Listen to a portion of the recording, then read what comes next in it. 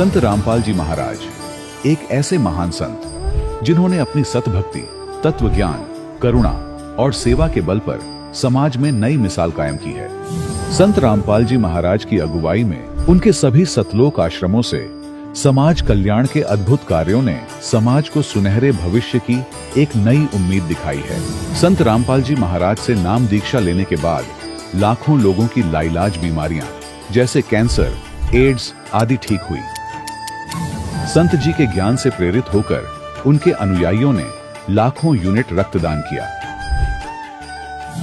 संत जी ने लाखों बहन बेटियों का दहेज मुक्त विवाह करवाया।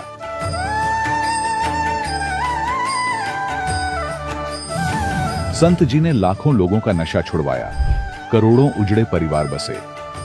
संत जी के आश्रमों में समागम के दौरान निःशुल्क नेत्र चिकित्सा, दंत चिकित्सा प्रदान की जाती है। संत रामपाल जी महाराज द्वारा समय समय पर पर्यावरण संरक्षण के उद्देश्य से बड़े स्तर पर वृक्षारोपण किया जाता है। संत जी ने जरूरतमंदों को तत्काल राहत पहुंचाने के लिए एम्बुलेंस सेवा शुरू की। संत जी अपने अनुयायियों को देहदान के लिए प्रेरित करते हैं, जिससे मानवता की सेवा और चिकित्सा क्षेत्र में सुधार हो सके। संत रामपाल जी महाराज के सभी आश्रमों में हर रोज निःशुल्क भंडारा आयोजित किया जाता है, जहां हर वर्ग, हर जाति और हर धर्म के लोग एक साथ बैठकर भोजन करते हैं।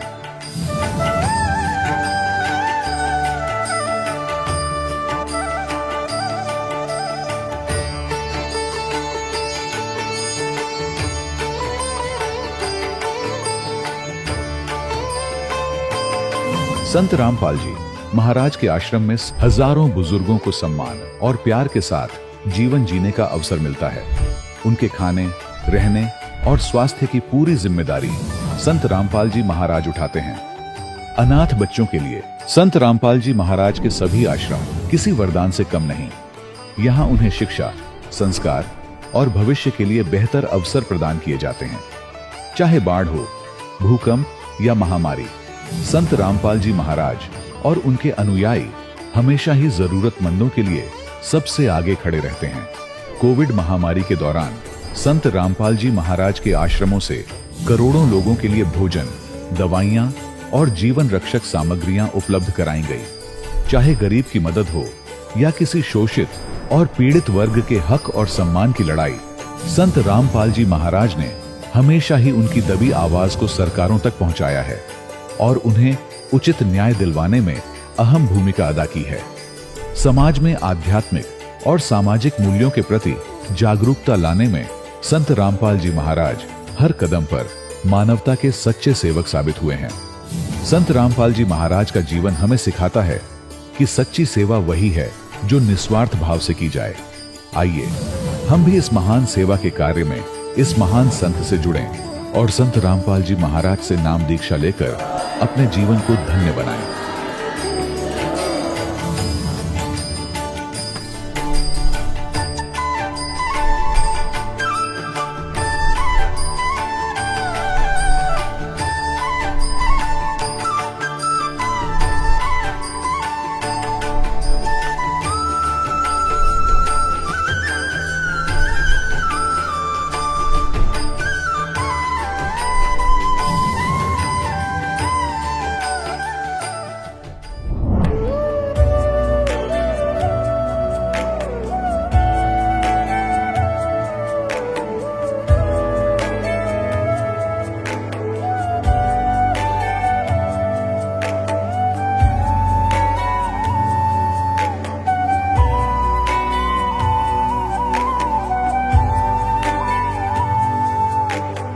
कौन ब्रह्मा का पिता है, कौन विष्णु की मां, शंकर का दादा कौन है, हमको दे बता।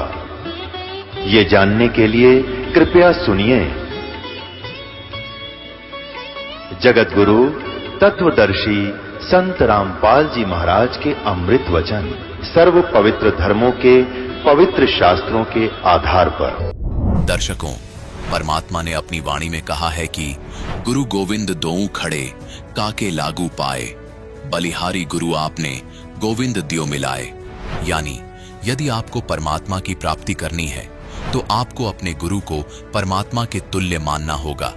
लेकिन यदि आप नकली गुरु के चक्कर में फंस जाएं, तो आपका मनुष्य जीवन पूरी तरह से बर्बाद हो जाएगा। ऐसा ही कुछ हुआ छत्तीसगढ़ के निवासी बबलू साहू जी के साथ। बबलू जी पहले देवी जी की पूजा किया करते थे और इन्होंने दामाखेड़ा कबीर पंथ से नाम दीक्षा भी ली हुई थी। लेकिन दर्शकों, आज बबलू जी का कहना है कि यदि मुझे संत रामपाल जी महाराज की शरण नहीं मिलती तो मेरा पूरा जीवन व्यर्थ हो जाता। अगर मुझे ज्ञान गंगा पुस्तक नहीं प्राप्त होती तो मैं कहीं का भी नहीं रहता। आइए जानते हैं कि आखिर एक कबीर पंथी संत को छोड़कर इन्होंने दूसरे कबीर पंथी संत से नाम दीक्षा क्यों ली। सुनते हैं बबलू जी की कहानी उन्हीं की जुबानी। नमस्कार सर। सच साहेब, सर क्या नाम है आपका? मेरा नाम बबलू दास साहू है, ग्राम मंजोरा, जिला तहसील राजनांदगांव, छत्तीसगढ़ राज्य। सर संत रामपाल जी महाराज से नाम दीक्षा आपने कब ली? मैं तत्वदर्शी संत रामपाल जी महाराज से नामदान 4/1/2017 को लिया, जहां गंज मंडी में विशाल सत्संग था। संत रामपाल जी महाराज से नाम दीक्षा लेने से पहले आप क्या भक्ति साधनाएं करते थे? तत्वदर्शी संत रामपाल जी महाराज से नाम दीक्षा लेने से पहले हम लोग पूर्व से ही कबीर पंथ धर्म के मानने वाले थे। हम दामाखेड़ा से जुड़े थे और उसी के साथ में परमात्मा कबीर के भी 52 जंजीरा चलते थे दामाखेड़ा माध्यम से, तो उसमें से मैं तांत्रिक गुरु भी बनाया था। और उसी के दरमियान जो है माता पूजा वगैरह वगैरह सब किया करता था, जिसका ये पृष्ठ है। मैं इसे सेवा करता था। ये सेवा परमात्मा कबीर के नाम से मैं किया करता था। तो इसी प्रकार से हम लोग अपना कर्म करते आ रहे थे। उससे हमें कोई बेनिफिट नहीं मिला, कोई फ़ायदा नहीं मिला। मालिक को खोजता रहा। 5 साल की अवस्था से मैं अपने भगवान को खोजता रहा। और बाद में मैं जमशेदपुर से 2004 में वापस आ गया। 2004 में वापस आया। उसके बाद मैं ज्ञान गंगा को पढ़ा। पढ़ने के बाद में मुझे लगा कि नहीं, यहाँ कोई भगवान है। इसी दरमियान परमात्मा तत्वदर्शी संत रामपाल जी महाराज कबीर भगवान के रूप में आकर के ऐसे झांक रहे हैं। मैं बोला कौन आ गया दादा, मेरे बीच कौन आ गया? बोलता मैं हूँ बेटा, डरने का बात नहीं है। मैं बोला अरे मालिक मुझे मिल गया, मैं खोज रहा था दादा तेरे को 5 साल का अवस्था से, आज मुझे मिल गया। मिला मेरे को तत्वदर्शी संत रामपाल जी महाराज के रूप में कबीर भगवान मेरे सामने आ गए। और मैं उसके बाद में मैं 4 महीना सत्संग सुना। सुनने के बाद में अब नामदान लेने के लिए 4/1/2017 को महासत्संग लगा, सर्वप्रथम उसमें मैं नामदान लिया। सर पहले आप दामाखेड़ा पंथ में जुड़े हुए थे। दामाखेड़ा पंथ बहुत सालों से चल रहा है और वो भी कबीर पंथी हैं और संत रामपाल जी महाराज भी कबीर पंथी हैं। तो यहाँ सवाल ये उठता है कि इतना पुराना पंथ छोड़कर आप संत रामपाल जी महाराज की शरण में क्यों आए? मैं दामाखेड़ा पंथ को छोड़कर तत्वदर्शी संत रामपाल जी महाराज के शरण में इसलिए आया कि मुझे वहाँ दामाखेड़ा पंथ से मुझे कोई शांति नहीं मिला। चौका आरती भी करवाता था लेकिन कोई बेनिफिट नहीं मिलता था और उल्टा ही हम परेशान रहते थे। इन सारे समस्याओं को देख करके भी प्लस हमारे जो असली भगवान हैं, जो आज हमें पता चला, वो भगवान को हम खोज रहे थे। वो तत्वदर्शी संत रामपाल जी महाराज के शरण में आने से वो भगवान हमें मिल गए और इसलिए हमें ज्ञान हुआ कि नहीं, गुरु तो यही हैं। ये गुरु हमें तत्वदर्शी संत रामपाल जी महाराज ही हमें कबीर भगवान के दर्शन कराएंगे और हमने उनका दर्शन किया भी है।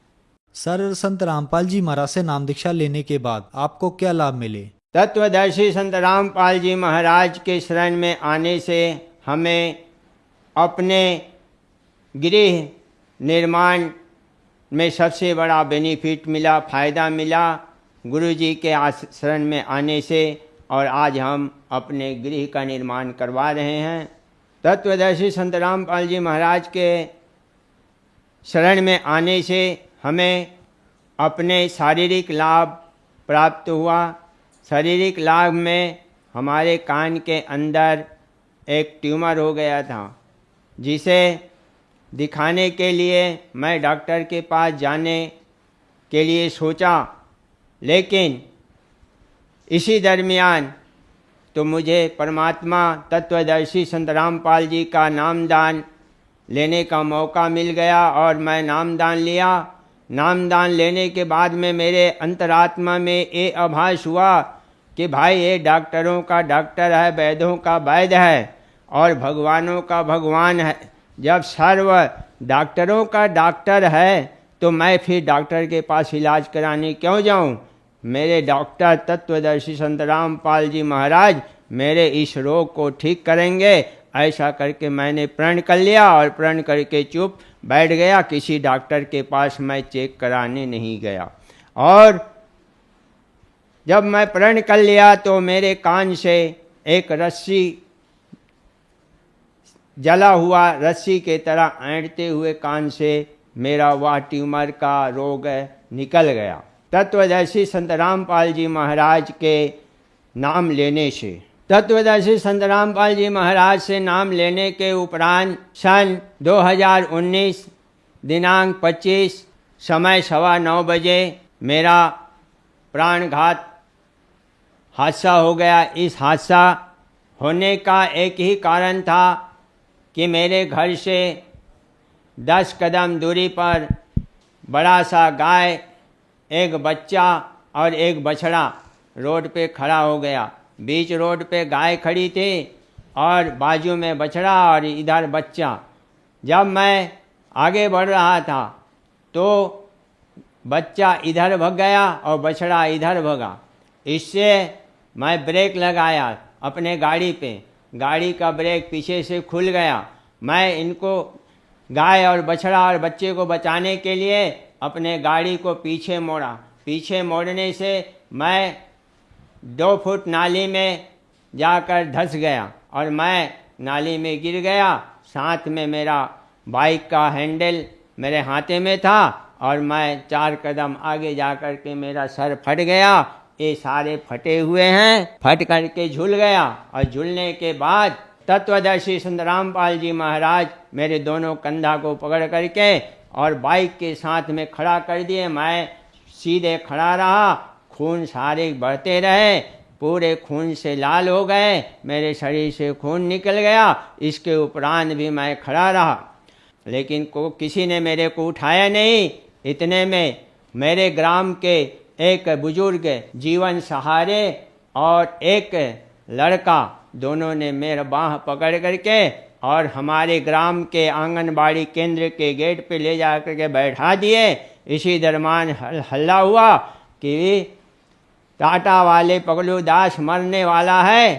ऐसा हल्ला किया तो मेरा बड़ी वाली लड़की महेश्वरी दासी, जिसने नाम लिया है, नागपुर में रहती है, वो मेरे पास रहती थी। सन 2019 में उसने मेरे 112 को फ़ोन किया। फ़ोन करने के बाद 112 आया। 112 आया और मेरे को स्टेचू में डाला तो तत्वदर्शी संत रामपाल जी महाराज पालथी लगा करके बैठे हैं। वो मेरे सर को संभाल लिए, अपने गोद में रख लिए और नादगांव हॉस्पिटल ले गए। वहाँ मेरा ट्रीटमेंट नहीं हुआ। शाम को वहाँ से रिफ़र किया, मेरे को मेकाहारा छोड़ दिया। मेकाहारा में भी मेरे को कोई इलाज नहीं मिला। इसके बाद वहाँ से DK हॉस्पिटल, डेंटल हॉस्पिटल है रायपुर में, वहाँ फिर रेफ़र कर दिया। डेंटल हॉस्पिटल में भी मेरा ट्रीटमेंट नहीं हुआ। मेरे शरीर में चोट लगा हुआ था, लेकिन किसी ने मेरे को एडमिट नहीं किया, मेरा ट्रीटमेंट नहीं किया। 2 से 3 से 4 दिन 5 दिन हो गए, किसी ने मेरा इलाज नहीं किया, एडमिट नहीं किया, सब रेफर करते रहे। लास्ट में एम्स में जा कर के मेरा एडमिट हुआ और 4 दिन मैं बेड पे ऐसे ही पड़ा रहा। वहाँ भी ट्रीटमेंट नहीं हुआ। आपका पल्स नहीं है, आपका ट्रीटमेंट नहीं हो सकता। आपका सर्जरी नहीं हो सकता, आपका ब्लड नहीं है, ऐसा सब कर करके 4 दिन वहाँ भी ऐसे रख दिए। इसके बाद में 30 तारीख को मेरा सर्जरी किए और आज मैं तत्वदर्शी संत रामपाल जी महाराज की कृपा से मैं आज आपके सामने बोल रहा हूँ। सर, संत रामपाल जी महाराज से नाम दीक्षा लेने के बाद आपको बहुत सारे लाभ मिले, तो जो श्रद्धालु आज आपको टीवी पर देख रहे हैं, आप उनके लिए क्या कहना चाहेंगे? सारे श्रद्धालु से हमारा एक ही करवद प्रार्थना है कि भगवान भगवान सब खोज रहे थे, सब कहते भगवान एक है, भगवान एक है, सारे दुनिया कहते भगवान एक है, हम भी कहते भगवान एक है, लेकिन भगवान एक बताने वाले पैदा नहीं हुए थे। लेकिन आज वर्तमान समय में तत्वदर्शी संत रामपाल जी महाराज एक ऐसे संत हैं जो सारे वर्ल्ड के लोगों को ये समझा रहे हैं कि भाई भगवान आ चुका है, भगवान एक ही है और वो भगवान है पूर्ण परमात्मा कबीर साहेब, और सबका अन्नदाता है, जीवनदाता है। तो भाइयों, आप सब मिल करके और तत्वदर्शी संत रामपाल जी के ज्ञान को समझ करके उनके शरण में आकर के अपना भक्ति कीजिए और मुक्ति पाइए। सर, आपने बताया कि कबीर साहब ही भगवान है, परमात्मा है, तो जो ये ब्रह्मा विष्णु महेश को भगवान की उपाधि दी जाती है, क्या ये सही है या गलत है? ब्रह्मा विष्णु महेश ये भी भगवान हैं। तो दोनों में क्या अंतर है? ये 3 लोक के भगवान हैं और परमात्मा कबीर असंख्य कोटि ब्रह्मांड के भगवान हैं। फर्क यहाँ ये है। आप कैसे कह सकते हैं कि कबीर साहब जी ही असंख्य ब्रह्मांड के भगवान हैं? हम आज तत्वदर्शी संत रामपाल जी महाराज के मार्गदर्शन में चल करके और उनके बताए हुए वेद और शास्त्र के आधार पे जिस तरह समंदर से सोना निकाला जाता, मणि निकाला जाता, इसी तरह 4 वेद 6 शास्त्र 18 पुराण बाइबल प्लस कुरान के अंदर से छान करके और ज्ञान को निकाल करके हम जीवात्माओं तक पहुंचाते हैं। तो ये परफेक्ट और सही ज्ञान देते हैं और यहीं से सिद्ध होता है कि तत्वदर्शी संत रामपाल जी महाराज जो बता रहे हैं वो कबीर भगवान ही एक भगवान है। संत रामपाल जी महाराज से नाम दीक्षा कैसे ली जा सकती है? तत्वदर्शी संत रामपाल जी महाराज से नाम दीक्षा लेने का कई चैनल में जो नंबर पीला पट्टी चलते हैं उस नंबर से संपर्क करके, और कई नामदान केंद्र खुले हुए हैं, साथ में मोबाइल में भी आप संपर्क कर सकते हैं, वहाँ से भी आप नामदान ले सकते हैं। ये सुविधा हमारे तत्वदर्शी संत रामपाल जी महाराज के द्वारा उपलब्ध कराया गया है। धन्यवाद सर। दर्शकों, अभी आपने सुने संत रामपाल जी महाराज से दीक्षा प्राप्त करके सुखी हुए भक्त के अनुभव। अब देखिए जगत गुरु तत्वदर्शी संत रामपाल जी महाराज के मंगल प्रवचन। परमात्मा ने आपको ये ज्ञान साथ दिया है और इस ज्ञान के आधार से, और पहले हमने जो फॉल पॉइंट हमारे हुए जिससे हम फेल हुए वो भी याद दुआ रखे थे दास ने। तो ये क्रोथा कांड जो हुआ इसका कारण यही था कि इस दास ने नकलियां की पोल खोल दी सबकी, और इन लोगों ने अफवाहें फैलवा दी, उनको मिसगाइड कर दिया कि वो ऐसा क्रोथाश्रम में ऐसा होता। समाचार पत्रों में भी ऐसी भूंडी बदनामी कर दी, लेकिन मेरा एक भी बच्चा हमसे दूर नहीं हुआ क्योंकि वो दास को बहुत गहराई से समझ चुका था। तो इसलिए आज वो जो पहले फेल हुए थे तो आज पास हो गए। किस कारण से पास हुए? कि आप जी ने परमात्मा को पहचान लिया, आप शिक्षित हैं। वेदों को दिखाया दास ने, गीता जी को दिखाया, पुराणों को दिखाया, अन्य नकलियों के सब आपके सामने इतिहास दिखाए, तो आपको 100% विश्वास हो गया कि कबीर इज गॉड और हमारे गुरुजी हैं, चाहे कोई कुछ भी कहो। तो इस प्रकार से वो जो पहले हम फॉल हुए थे, ईब ना हुए, तो अब हम पार हो जाएंगे। हमने भगवान को पहचान लिया, कबीर परमात्मा को परमात्मा मान लिया, और ऐसे बिना हम आगे चल नहीं सकते थे। ऐसी बेहुदी अफवाहें फैलाई गई थी समाचार पत्रों के माध्यम से, मीडिया के चैनलों के माध्यम से, यदि अब नया भक्त कोई आया हो और उनको देख ले तो आज भी नफरत हो सकती है उसको, लेकिन मेरे साथ जितने भी लाखों की संख्या में थे एक भी वापस नहीं हुआ, क्योंकि ये बहुत अच्छी तरह समझ चुके थे। दास ने इनको तोते की तरह पढ़ा रखा था या बैठा बैठा के, जैसे ही बाप के साथ प्रयत्न हो रहा है। अब जो प्रसंग चल रहा है, जो जन मेरी शरण है ताका हूं मैं दासी, गेल गेल लाग्या फिरूं जब तक धरती आकाशी, जो बच्चा गौ की नजर में यूं साई को संत, भक्तों के पीछे फिरे यू भक्त वत्सल भगवंत। ये कबीर, हमारे परम पूज्य कबीर परमेश्वर, ये भक्त वत्सल भगवान है। अब उन्हीं आत्माओं में से एक आत्मा मुसलमान घर में जन्म हुआ, उसका राबिया नाम था उसका, राबी। अब परमात्मा किसे दयालु हैं, जैसे आपने आपको बहुत बार वेदों के प्रकरण दिखाए हैं। ऋग्वेद मंडल नंबर 9 सूक्त नंबर 86 के मंत्र 26-27 में, ऋग्वेद मंडल नंबर 9 सूक्त 82 के मंत्र 1, 2, 3 में, ऋग्वेद मंडल नंबर 9 सूक्त 96 के मंत्र 16 से 20 में, ऋग्वेद मंडल नंबर 9 सूक्त 1 मंत्र 8 और 9 में, ऋग्वेद मंडल नंबर 9 सूक्त 20 मंत्र 1 में, और भी अनेकों स्थानों पर। अब आप समय आने पर मालिक की दया होगी, इन वेदों का एक अच्छी तरह से जो अनुवाद किया जाएगा। तो वेदों में भी लीला लिखी है, भगवान ऐसी लीला करता है। वो परम अक्षर ब्रह्म पूर्ण परमात्मा है, वो ऊपर रहता सतलोक में, सचखंड में, और वहां से गति करके आता सशरीर, और वो 3 प्रकार के शरीरों से सभी का धारण पोषण करता, सबकी संभाल करता है। एक रूप तो परमात्मा का सतलोक के अंदर स्थिर है, जिसमें करोड़ सूर्य करोड़ चंद्रमा मिला दे एक रोमकूप की इतनी रोशनी है, मनुष्य दृश्य है।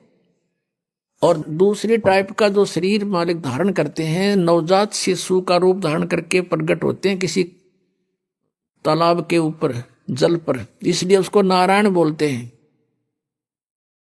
और वहां वो निर्धारित कार्य होता परमात्मा का, किसी संस्कारी हंस वहां से कोई उठा ले जाते हैं, और वो फिर उस परमात्मा की परवरिश की लीला एक कंवारी गायों से होती है। वो दूध कंवारी गायों का दूध पीते और नहीं पीते हैं,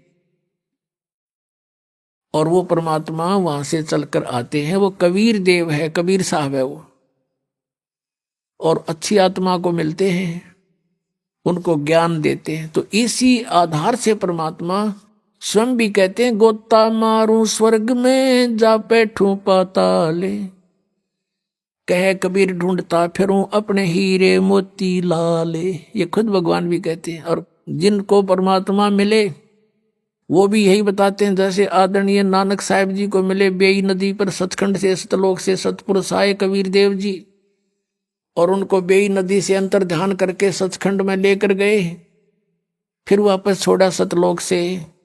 उन्होंने आते ही नौकरी त्याग दी, एक नवाब के यहाँ नौकरी करते थे, और फिर परमात्मा की खोज में बनारस पहुंचे।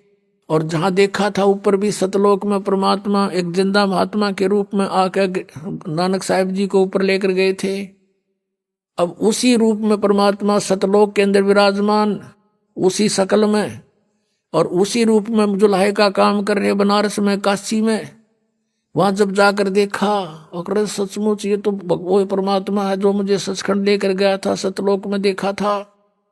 तब कहा था, फाई सूरत मुलुक की वेश ए ठगवाड़ा ठगी देश, खरा सियाणा बहुता बार ये दानक रूप रहा करता रे। अब फिर नानक जी की कोई ना सुने, वहां जुला इकट्ठे हो गए, कहीं पंजाब तो आके बौड़ी बौड़ी बात करे, इस नीरू के पुत्र ने भगवान बतावे।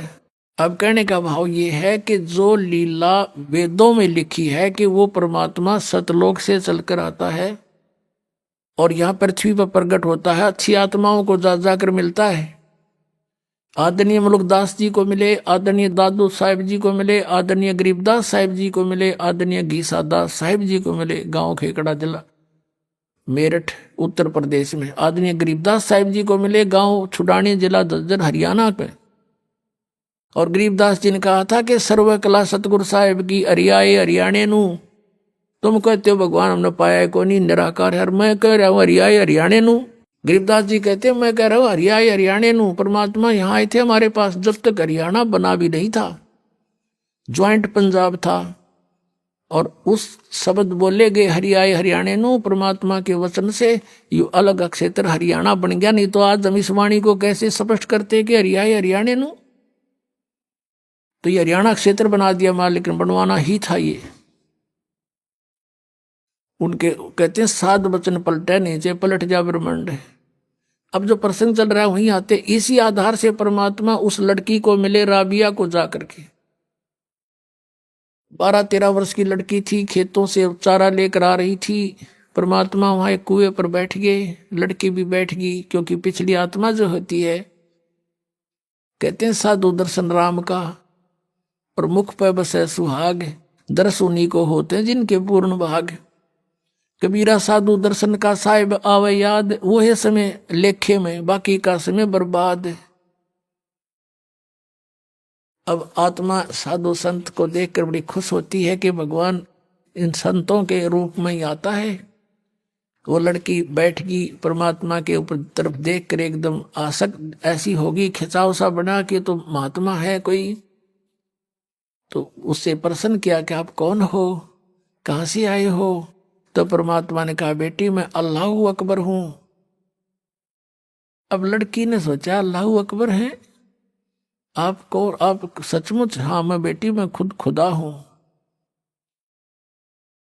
तो कहने लगे आप यहाँ किस लिए आए हो? कि मैं आपके लिए आया हूं बेटी, आप साधना गलत कर रहे हो, आप सच साधना कीजिए।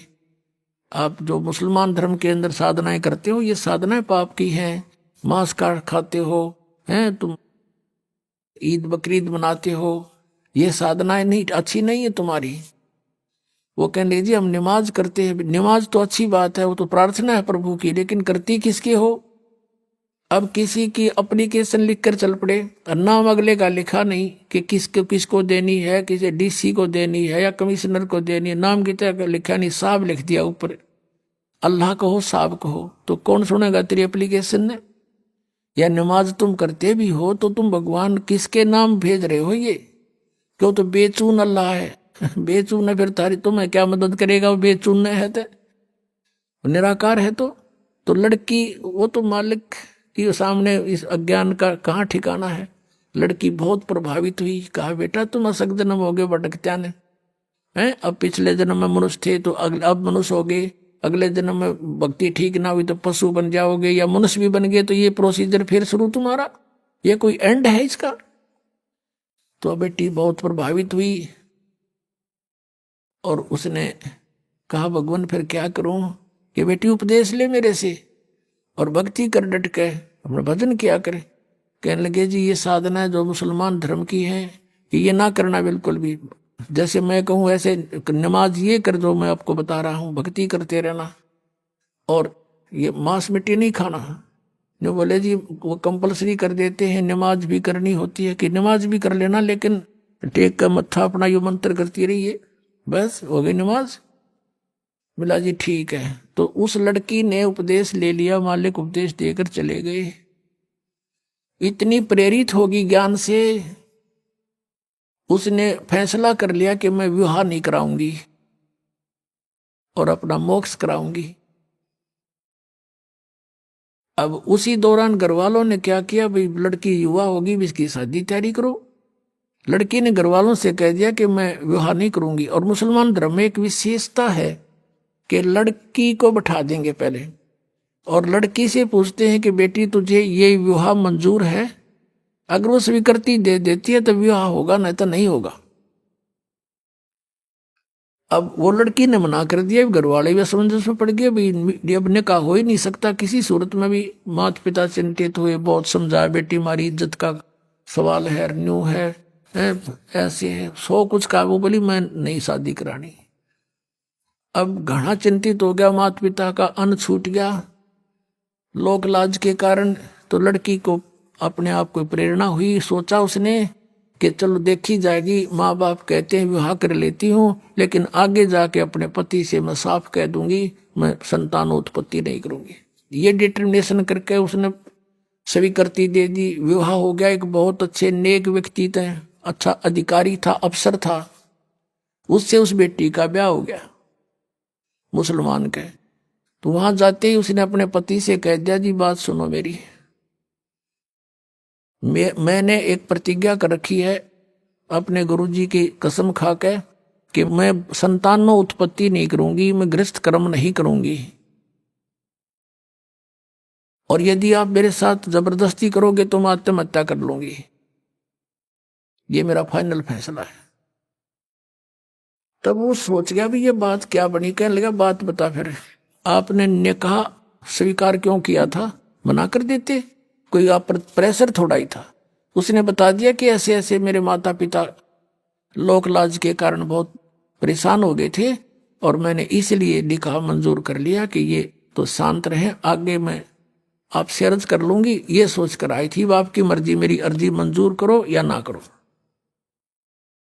तो बुद्धिमान समझदार दयालु व्यक्ति था वो मुसलमान। उसने एक सोचा भी मैं क्यों इसके वादा करूं भगवान के। पहले डरने वाले होते थे परमात्मा से कि भी क्यों मैं इसके टांग अड़ाऊं, इसकी भक्ति जब इसकी इतनी रुचि है। कहा ठीक है राबिया, जैसे आपके माता पिता को लोक लाज से डर था तो हमारा भी यहाँ समाज है। आप रहोगी मेरी पत्नी के रूप में संसार की दृष्टि में, और मेरे लिए होगी मेरी बहन के तुल्य। तेरे अलग से मकान बना दूंगा, उसमें अपनी भक्ति करना, लेकिन घर से बाहर नहीं जाने दूंगा, हमारी भी इज्जत है। कहते तू कह मैं वहां जाऊंगी फलान करूंगी, कहीं और नहीं जाने दूंगा किसी संत भगत के पास, जो आपकी आज्ञा। अब उस लड़की ने 4 वर्ष तो साधना वो की जो परमात्मा ने बता रखी थी। फिर वहां आने लगे, जो अलग से उसका कमरा बना दिया। उस मुसलमान भगत ने अपनी दूसरा ब्याह करवा लिया। मुसलमानों में कई कई शादियां हो जाती हैं। तो वहां आस पड़ोस की और भी भगतनी जो मुसलमान वर्ग की थी धर्म की, वो आने लगे हैं। वो कहने लगी बता तो कुछ भी ना करती या कोई बात हुई। यानी कुछ दिन में वो परमात्मा वाला ज्ञान हट गया, वो लोक वेद फिर समा गया उस बेटी में, और वही मुसलमान धर्म वाली क्रियाएं उसने शुरू कर दी। काल का तो जाल है कसूता। अब वो करती रही अपनी साधना। वो 50 वर्ष की होगी। 50 वर्ष की आयु जब होगी तो उसने अपने पति से कहा कि आपकी आज्ञा हो तो मैं मक्का जाना चाहती हूँ हज करने के लिए। और हज करना कंपलसरी होता मुसलमान धर्म में। वो ये मानते हैं जिसने हज कर ली वो स्वर्ग का वासी हो जाता है, उसको लाभ होता है। तो सभी बूढ़े बुजुर्गों को हज अवश्य करवाते हैं।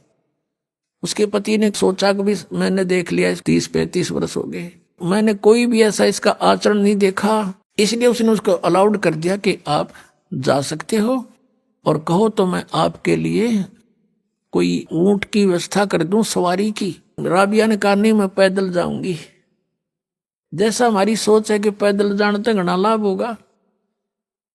अब वो चल पड़ी, क्योंकि काफी व्यक्ति जाते थे, पैदल जाते थे, लारा लग जाता था, लाइन लग जाती थी, तो वो लड़की भी चल पड़ी। अब वो जा रही थी, चलते चलते रास्ते में रेगिस्तान में एक कुआं था।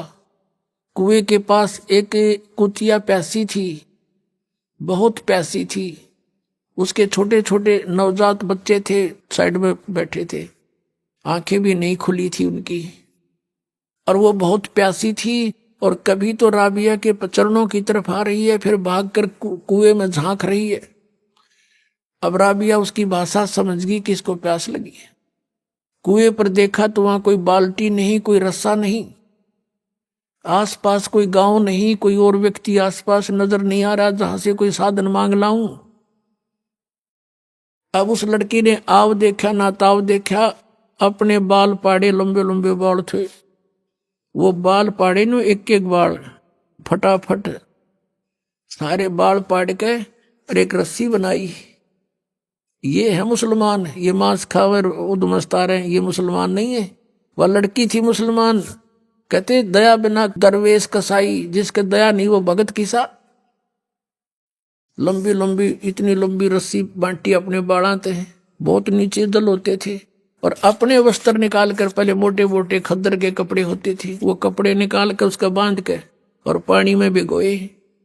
एक मटका पड़ा था टूटा हुआ घड़ा, आधा हिस्सा उसको निचोड़ और उसमें डाल दे, कुतिया टूट कर पड़ गई, साथ की साथ पी जावे। तो कुतिया को पानी से छकाया और अपना जो लहू लुहान होगी थी वो कपड़े ऐसे अपने कपड़ों से पोंछ के उनको धो धा के झाड़ झूड़ के ऐसे और पहन लिए, और पहन के चलने की तैयारी की थी मक्का में। कहते वो मक्का वाली बिल्डिंग एज इट इज उठ के और वहां आ खड़ी हुई उस कुएं के साथ में, जैसे प्लेटफार्म पर रेलगाड़ी लग जाती है। और उसने देखा मक्का पहुंच गई, मैं सपना सा हो गया, एकदम दौड़ के उसमें चढ़ी। चलते ही वो वहां से उठा और उसमें सारे यात्री उसके जितने जा रहे थे माथा मुथा टेके थे वो सारे उसके अंदर, और वहां मक्का है नहीं स्थान पर, वहां सारे देखें कित गया वो हमारा मक्का। तो फिर कुछ देर के बाद वो विमान की तरह वापस जाके वहीं स्थापित हो गया। अब इस कारण से पूरे मुसलमान धर्म में उस क्षेत्र में ये हो गया, वह भक्ति होता राबिया कैसी, भक्ति होता राबिया जैसी। मक्का भी वहां बुला लिया राबिया ने, पक्का इसके लिए वहां पहुंच गया। अपने आत्माओं ये समझना कि जैसे दास आपको बता रहा था कि हम पहले जैसे जो भी हमें सुख होता था या कोई घर में ऐसी अच्छी घटना होती थी तो हम ये सोचा करते थे जो साधनाएं हम कर रहे हैं इसी से हुआ हमारा, और ये थे पिछले पुण्य। उन पुण्यों से उसके अंदर दया हुई, दया से उसमें इतनी हिम्मत आई कि बाल पाड़ दूं, पाड़ के दिखाओ 4 बाल, आप पता लग जा। तो पिछले संस्कार से इतना प्रबल किया करे करावे साइया मन में लहर उठा, दादू सिरदर जीव के आप बगल हो जा। उसके बाद वो तो उधर तो प्रशंसा की पात्र बन गई, सब जगह गुणगांव में। अगला जन्म उसका एक बनसुरी नाम की लड़की का हुआ, बनसुरी नाम की लड़की का, और उसने फिर इतने राग रूग गाए, नच यानी वो डांस डूंस करने वाली जो ये होती है ना लड़कियां, उसका जन्म हो गया। लेकिन आस्था भगवान की फिर भी, तो वो मक्का में गई और उसने सोचा, ये सुना था कि अभी मक्का में जिसकी मृत्यु हो जाती है वह सीधी भिस्त चली जाती है स्वर्ग में। अब पिछले संस्कार परमात्मा की भक्ति कर रखी, 4 वर्ष वो अंगड़ाई ले रहे थे, उसमें इतनी हिम्मत आवे थी। उस लड़की ने क्या किया कि मक्का में अपनी गर्दन काट दी। अब मोक्ष तो चाहिए, 50-55 साल की उम्र होगी थी कि मोक्ष चाहिए हमें, और मक्का में कहते मर जाता, वहां का लोक वेद दंत कथा है कि मक्के में जो मर जाता सीधा भ्रष्ट जाता है। तो उसने वहीं गर्दन काट दी और सब ने न्यू हो गया, भाई बनसुरी तो गई स्वर्ग में, बनसुरी सीधी गई स्वर्ग में, क्योंकि मक्का में उसने अपनी कुर्बानी दे दी। तो मुसलमान इसको कहते हैं जो अपनी कुर्बानी दे, बकरियां के गल काटे वह कुर्बानी है। वो तो कुर्बानी ले रहे हो तुम तो खून पी रहे हो दूसरों का।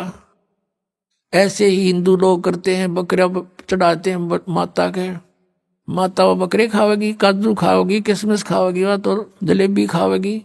इस गंद ने कौन खावे, आप पे खा बनाओ और आप पे खाओ और माता के सिर लावे। अब उसके बाद उसका जन्म हुआ एक शेख तकी नाम का मुसलमान पीर था, राजा सिकंदर लोधी का, दिल्ली का बादशाह एक सिकंदर लोधी राजा हुआ है। वो बहलोल लोधी का पुत्र था, बहलोल लोधी नाम का एक राजा हुआ है, वो भी दिल्ली का बादशाह था। तो सिकंदर लोधी का वो धार्मिक गुरु था। सिकंदर लोधी को बहुत भयंकर रोग हो गया था जलन का, कहीं पर भी जंतर से मंत्र से किसी ट्रीटमेंट से उसको कोई राहत नहीं मिली थी। तो परमात्मा कबीर जी के आशीर्वाद मात्र से सिकंदर लोधी स्वस्थ हो गया था। और उसके बाद वो परमेश्वर कबीर देव जी की बहुत इज्जत करता था, उनको बहुत आदर देता था। जो धार्मिक उसका गुरु था मुसलमान शेख तकी, वो कबीर जी से ईर्षा करने लग गया, तेरी रोजी रोटी जावेगी।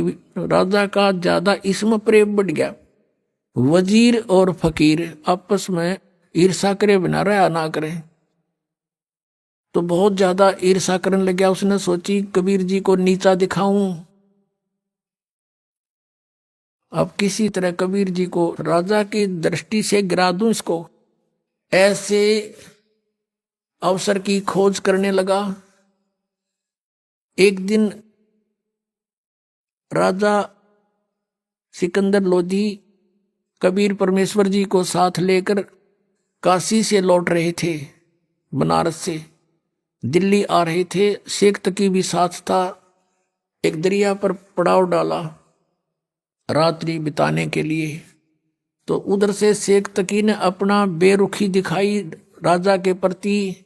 राजा ने कारण पूछा तो उसने बताया कि तूने तो अब मुसलमान की छोड़कर हिंदू गुरु बना लिया, सारे मुसलमानों को कह दूंगा राजा मुसलमान नहीं अब हिंदू हो गया है, ये काफिर हो गया है।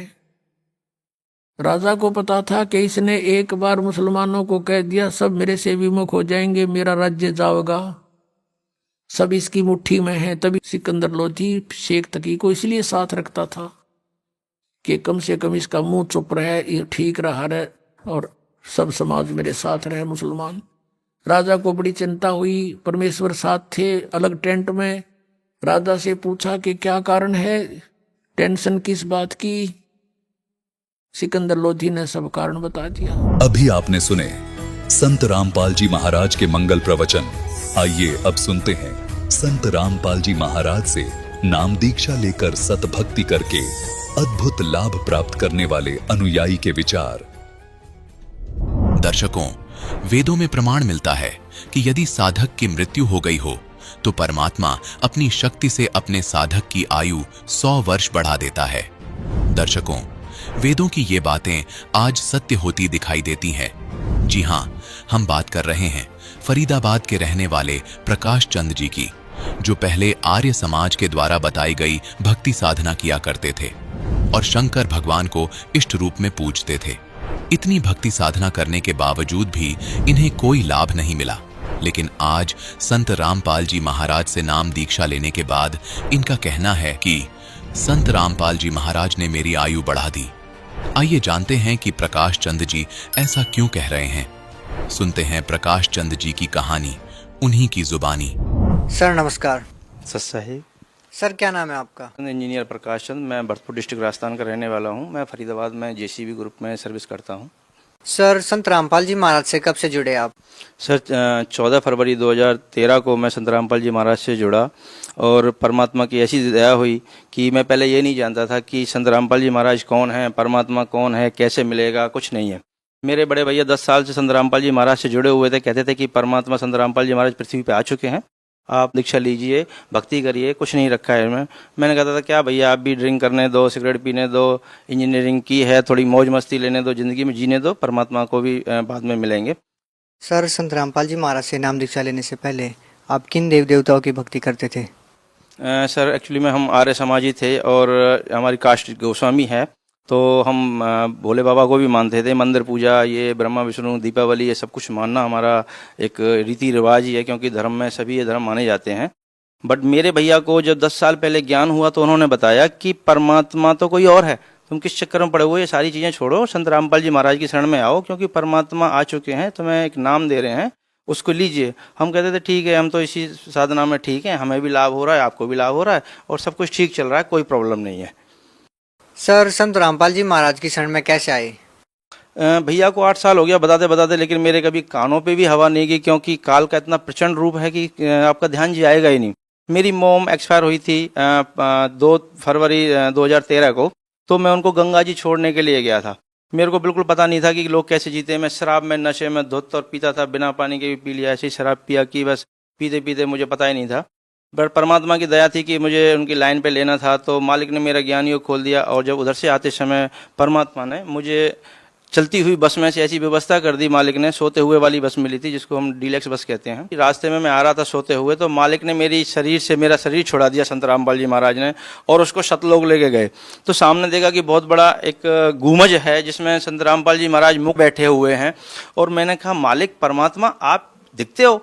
उन्होंने कहा हाँ मैं दिखाई देता हूँ, छू के देखो। छू के देखा, परमात्मा ने बहुत सारी बातें मुझे बताई, मेरा फ्यूचर दिखाया, मेरा पास्ट दिखाया, बताया कि तुम लोग, तुम्हारा भाई समय समझा रहा है तो मैं समझ में नहीं आ रहा। मैंने कहा परमात्मा संत रामपाल जी महाराज पहले तो आप रुकिए, मैं आपको ये देख लूँ कि मैं अपने भाई को बता दूँ कि वो 10 साल से जिस चीज़ को बताता चला आ रहा है हम उसको जानते हैं, उस परमात्मा को जानते हैं और आप दिखाई देते हो। तो उन्होंने कहा ठीक है बता के। मैं बस में सीधा वापस आया, मैंने अपने बाबूजी, दीदी और अपनी एक बहन को जगाया। मैंने कहा परमात्मा दिखाई देता है तो मेरी बात मानो। वो सोच रहे थे शायद पागल हो गया, नशे बसे में है, इसलिए मैंने कहा तुम लोग अभी रुको, मैं जरा परमात्मा से फिर दोबारा से मिल के आता हूँ। मैं परमात्मा के पास दोबारा आया, परमात्मा ने, संत रामपाल जी महाराज ने मुझे सतलोक से ही आश्रम दिखाया कहाँ पे है, कैसे है। मैं रोने लगा कि मालिक अब तो यहीं रख लो, अब यहाँ से जाने का तो दिल ही नहीं कर रहा है, यहाँ तो बड़ा अच्छा लग रहा है। उन्होंने कहा बेटा जाना तो पड़ेगा, अभी तुम्हारे काम बाकी हैं। तो फिर मैंने कहा गुरुदेव अगर आप तो सब कुछ कर सकते हैं, आप तो परमात्मा हो संत रामपाल जी महाराज, तो मेरी मोम को क्यों नहीं बचाया। तो उन्होंने बताया कि बेटा तेरी मोम ने ना नामखंड कर दिया था, उसको विश्वास नहीं हुआ, ज्ञान नहीं हुआ, पर तू नीचे जाके ऐसा नहीं करना है, तुझे मैं यहाँ से पक्का करके भेज रहा हूँ, अपने भाई की हेल्प करनी है और इस समाज को, ये एजुकेटेड जो समाज है इसको समझाना है और अपना पूरा जीवन इसलिए लगाना है। तू तो मर चुका था, देख तू शराब पी के यहाँ गिरा था रेलवे स्टेशन पे, मुझे याद आया हाँ गिरा था, मैंने कि यहीं मरना था तुझे, लेकिन मैंने तुझे वापस बुलाया है और तेरे को ये जीवन जो मैं दे रहा हूँ आगे ये भक्ति के लिए दे रहा हूँ, अब इससे भक्ति ही करनी है, कुछ और नहीं करना। मैंने कहा ठीक है जी, लेकिन मैं तो कब आ जाऊंगा जल्दी। बन गया बेटा मैं नीचे तुम्हारे साथ ही रहता हूँ, मैं पृथ्वी पे बैठा हूँ, तू जाएगा मुझे मिलेगा तो मुझे देखेगा कि तुझे कोई दिक्कत ही नहीं आएगी। मैंने कहा ठीक है जी, अब तो परमात्मा मुझे फिर जाने दो। परमात्मा ने मुझे वापस लाया, मैं अपनी माँ के 12-13 जितने भी करने थे वो किए। जैसे ही माँ के 12 बजे मैं वहाँ से निकल लिया। सतलोक आश्रम के लिए जब मैं निकला, बरवाला के रेलवे स्टेशन पर पैर रखा तो लगा कि मैं परमात्मा की संत रामपाल जी महाराज शरण में आ गया। जैसे ही मैं लाइन लगा के गुरु जी के पास पहुँचा तो मेरे से नाम दीक्षा देने से पहले भगत जी ने कहा कि भगत जी ये कुछ नियम है, इनको पढ़ लो। मैंने कहा भगत जी कैसी बातें कर रहे हो आप, संत रामपाल जी महाराज परमात्मा से मिलने के लिए अगर 1 लाख नियम भी होते तो मुझे मंजूर है, ये तो छोटे मोटे नियम है, शराब छोड़ दो, गुटखा छोड़ दो, मांस छोड़ दो और ये देना लेना छोड़ दो, ये तो सारे नियम समाज को बिगाड़ने वाले हैं। अच्छे नियम जो हैं वो परमात्मा के पास हैं और मुझे संत रामपाल जी महाराज से नाम दीक्षा ही लेने के लिए मैं इतनी दूर से आया हूँ। तो उन्होंने कहा भगत जी अच्छी बात है, तो आप नाम दीक्षा लीजिए। जैसे ही मैंने नाम दीक्षा लिया, थोड़ी देर भंडारा किया, परमात्मा से मिला तो परमात्मा वही परमात्मा जो सतलोक में बैठ के मुझे समझा रहा है, वो परमात्मा वहाँ जमीन पे घूम रहा है। संत रामपाल जी महाराज परमात्मा जमीन पे घूम रहे हैं। मैंने सोचा यहाँ सबको शायद पता नहीं है परमात्मा के बारे में, तो गुरुजी जैसे ही आए कह रहे हाँ भाई आ गया। मैंने कहा परमात्मा संत रामपाल जी महाराज आप यहाँ घूम रहे हो, यहाँ तो मैं गुरुजी के पास गया कान के पास, तो मैंने कहा यहाँ तो किसी को पता ही नहीं है आप परमात्मा हो। कह रहे बेटा यहाँ तो कोई किसी को नहीं पता, लेकिन ज्ञान के द्वारा यहाँ सबको पता चलेगा बेटा, कोई बात नहीं। मैंने कहा गुरुजी मैंने अपने यार दोस्त, अपने भाई बहन सबको बताया, लगातार मैंने ये काम किया लेकिन कोई मान ही नहीं रहा है। कह रहे बेटा मानेंगे, तू मान गया तो अब सब मानेंगे धीरे धीरे। तो मैंने कहा मालिक ठीक है। जब परमात्मा का नाम मिला, मंत्र मिला, सुख मिला तो दबा के भक्ति की। रामपाल जी महाराज ने ऐसी भक्ति दे दी, ऐसी भक्ति दे दी कि हर मंत्र में 14 लोग कमाए जा रहे हैं। अगर भक्त समाज को आना है तो आइए, मेरी फैमिली में जुड़ के मैंने अच्छे समाज को, अपने इंजीनियरों को लगाया, जैसे हमारे सत्येंद्र यादव जी, इनको मैंने समझाया कि परमात्मा संत रामपाल जी महाराज आ चुके हैं, भक्ति ले लो, मगर ये अभी तो ड्रिंक व्रिंक करने दो, मौज मस्ती लेके उसके बाद में ही आएंगे। जैसे ही मैंने कहा चल कोई बात नहीं, तो मैं घुमाने के लिए ले चलता हूँ पार्क में, चलो। संत रामपाल जी महाराज के आश्रम में जब मैं ले गया, इन्होंने वहाँ देखा, ज्ञान को समझा, भंडारा किया। तो पहले तो ये नाम दीक्षा लेने से पहले एकदम बिगड़ गए कि नहीं मुझे नहीं लेना, यहाँ तो नियम कठिन है। लेकिन जैसे ही नाम दीक्षा ली, इनके समझ में आया ज्ञान। आज ये खुद लोगों को समझाते हैं कि हमें भी नाम दीक्षा लेनी चाहिए, लोगों को समझाते हैं, अपने माता पिता को समझा रहे हैं, पड़ोसियों को समझा रहे हैं, और जैसे कि एजुकेटेड हैं तो अपनी समाज को भी सुधारने के लिए लगे हुए हैं। सर क्या नाम है आपका? मेरा नाम सत्येंद्र यादव है सर। सर प्रकाश चंद्र जी ने संत रामपाल जी महाराज के बारे में जो भी बातें आपको बताई, कैसी लगी आपको? संत रामपाल जी महाराज की शरण में कैसे आए? सर संत रामपाल गुरु महाराज की बातें मुझे बहुत अच्छी लगी सर, लेकिन जब मैं बरवाला गया था तो फर्स्ट बार मैंने नाम उद्देश्य नहीं लिया, क्योंकि मुझे अजीब सा लग रहा था सर, क्योंकि मैं दोस्तों के साथ में रहता था, हॉस्टल में रहता था, पढ़ाई करते थे, लेकिन उस लाइफ में प्लस उस लाइफ में बहुत डिफरेंट था सर। फिर बाद में दोबारा मुझे ले गए कहीं, फिर उसके बाद फिर मैं दोबारा गया तो मुझे अच्छा लगा, मैंने नाम उद्देश्य ले लिया सर। सर आज संत रामपाल जी महाराज के बारे में आपके क्या विचार हैं? सर संत रामपाल गुरु महाराज जी बहुत अच्छे हैं सर, और मैं फ्यूचर में यही कहूँगा सभी लोग नाम उदेर लें और गुरु जी महाराज की। सर संत रामपाल जी महाराज से नाम दीक्षा लेने के बाद आपको क्या लाभ हुआ? सर संत रामपाल जी महाराज से नाम दीक्षा लेने के बाद क्या, सबसे पहले तो परमात्मा ही मिल गए। जो मानव समाज पूरा ढूंढ रहा है परमात्मा को, वो संत रामपाल जी महाराज बैठे हैं। संत रामपाल जी महाराज ने मेरे पिताजी को लाइन पे लगा दिया। संत रामपाल जी महाराज ने नौकरी चाकरी और ये धन दौलत ये तो ऐसे दे देते हैं गुरुजी की बस ले जा, कितना चाहिए ले जा। मैंने कभी इच्छा भी नहीं की कि गुरुजी मेरे को ये चाहिए, लेकिन गुरुजी ने गाड़ी घोड़ा मकान धन दौलत ये सब कुछ ये तो फ्री। मैं कहता हूँ संत रामपाल जी महाराज इज गॉड और उनकी शरण में मानव समाज को आना ही पड़ेगा। सर, संत रामपाल जी महाराज ऐसी कौन सी बातें बताते हैं जो और अन्य धर्मगुरु नहीं बताते? सच्चा ज्ञान जो कि परमात्मा ने दिया था 600 वर्ष पहले, कबीर साहब ने दिया था कि मैं ये हूँ, मंदिर मस्जिद में नहीं हूँ, मैं परमात्मा हूँ। दूसरा, परमात्मा ने वेद कुरान बाइबल 18 पुराण भगवत गीता सारी खोल के दिखा दी कि परमात्मा कौन है, हु इज गॉड, परमात्मा ने बता दिया।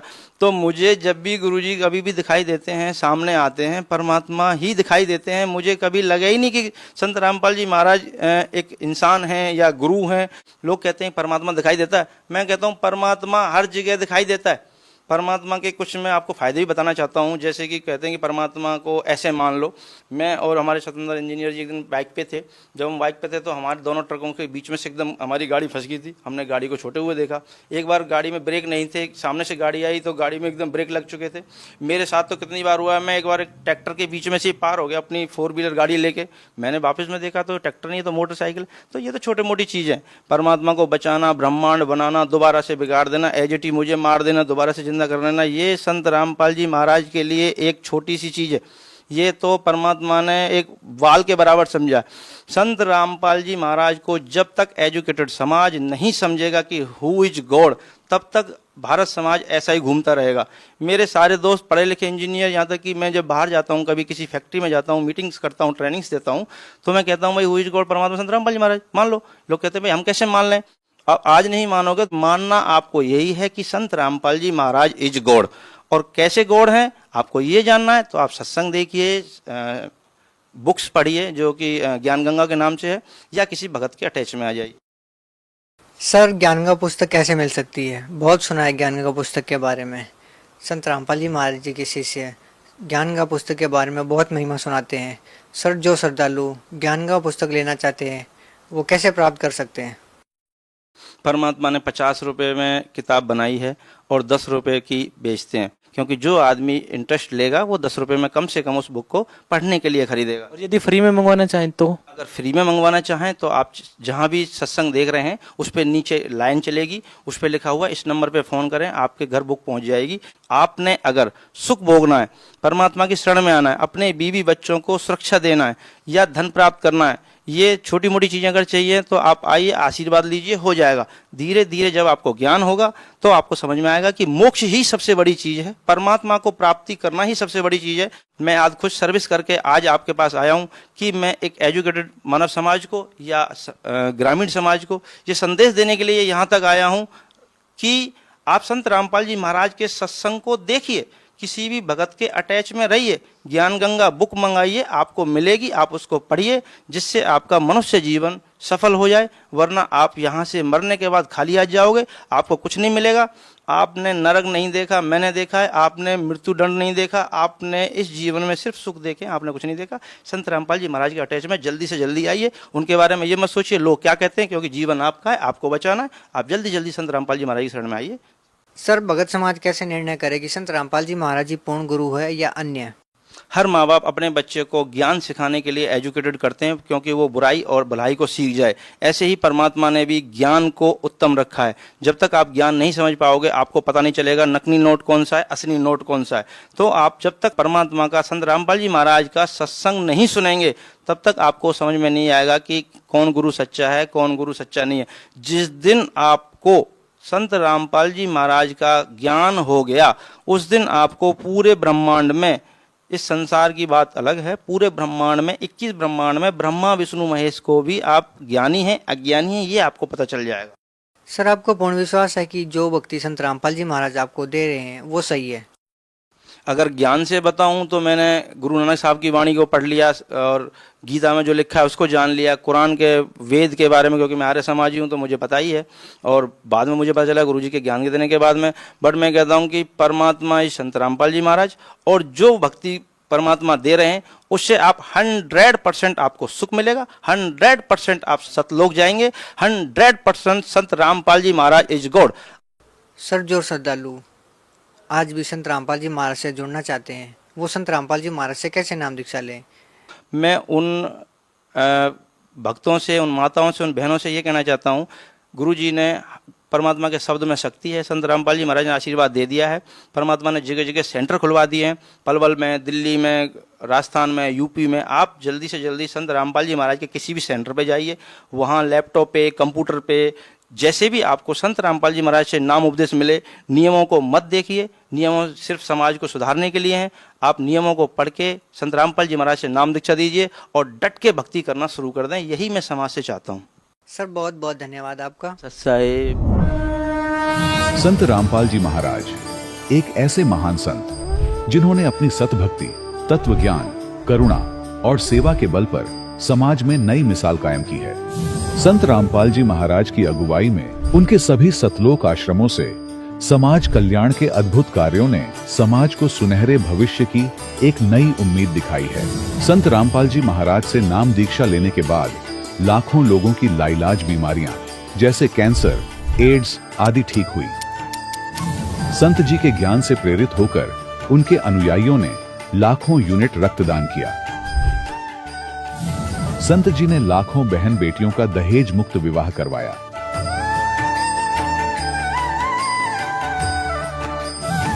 संत जी ने लाखों लोगों का नशा छुड़वाया, करोड़ों उजड़े परिवार बसे। संत जी के आश्रमों में समागम के दौरान निःशुल्क नेत्र चिकित्सा, दंत चिकित्सा प्रदान की जाती है। संत रामपाल जी महाराज द्वारा समय समय पर पर्यावरण संरक्षण के उद्देश्य से बड़े स्तर पर वृक्षारोपण किया जाता है। संत जी ने जरूरतमंदों को तत्काल राहत पहुंचाने के लिए एम्बुलेंस सेवा शुरू की। संत जी अपने अनुयायियों को देहदान के लिए प्रेरित करते हैं, जिससे मानवता की सेवा और चिकित्सा क्षेत्र में सुधार हो सके। संत रामपाल जी महाराज के सभी आश्रमों में हर रोज निशुल्क भंडारा आयोजित किया जाता है, जहां हर वर्ग, हर जाति और हर धर्म के लोग एक साथ बैठकर भोजन करते हैं।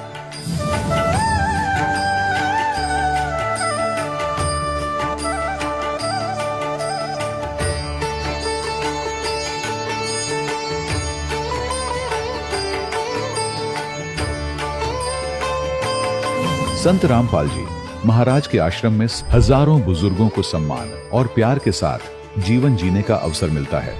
उनके खाने, रहने और स्वास्थ्य की पूरी जिम्मेदारी संत रामपाल जी महाराज उठाते हैं।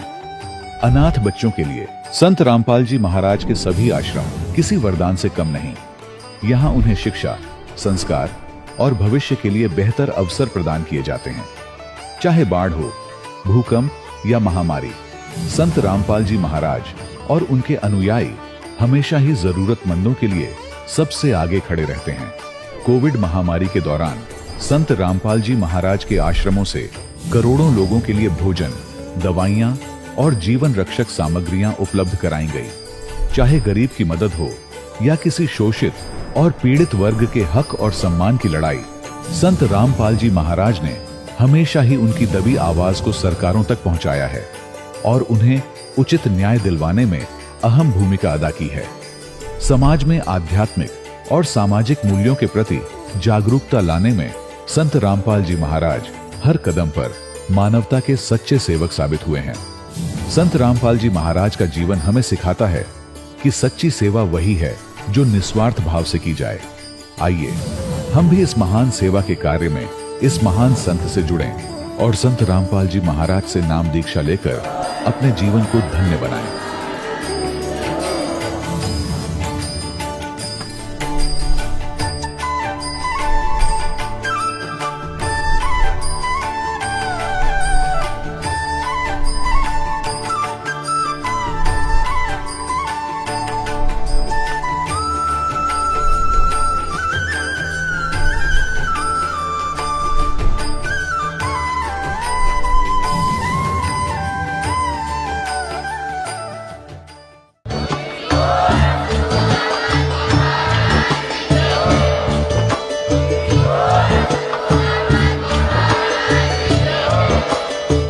सुन रहे थे जगत गुरु तत्वदर्शी संत रामपाल जी महाराज जी के मंगल प्रवचन। अधिक जानकारी के लिए विजिट कीजिए हमारी वेबसाइट www.jagatgururampalji.org।